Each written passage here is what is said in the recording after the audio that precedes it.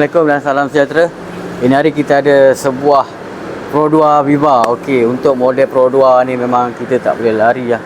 Kalau kereta dah lebih 5 tahun ataupun lebih 10 tahun memang dia akan ada masalah leaking kawasan enjin dia. Kongsikan sikit. Kalau untuk model Pro 2 yang model lama lah, Myvi, Alza, Viva, dia ada adapter oil filter. Ni nama dia adapter. Adapter oil filter. Kalau dia dah mula mengeras, memang dia akan leaking ikut sini lah. Memang teruk lah leaking dia sampai ke bawah ni lah. Nanti boleh tengok video sebelum kita buat.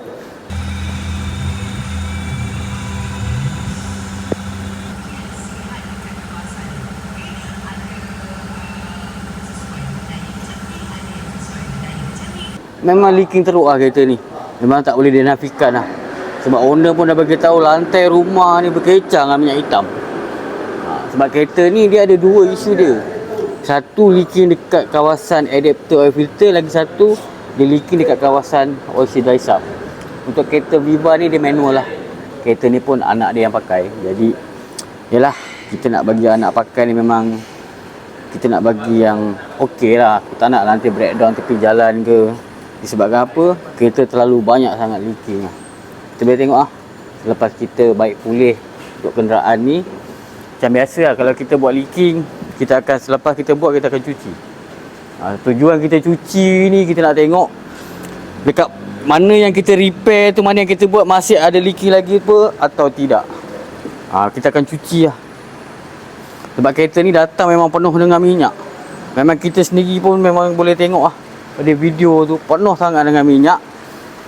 Jadi selepas kita buat, memang kita akan cuci lah.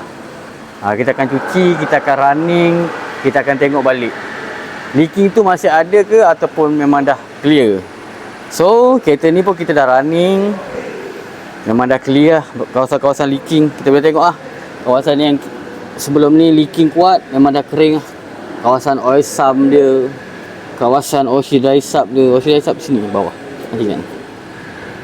Okey, mungkin ramai tak tahu apa tu o-ring oil filter ni lah. O-ring dia, bentuk dia.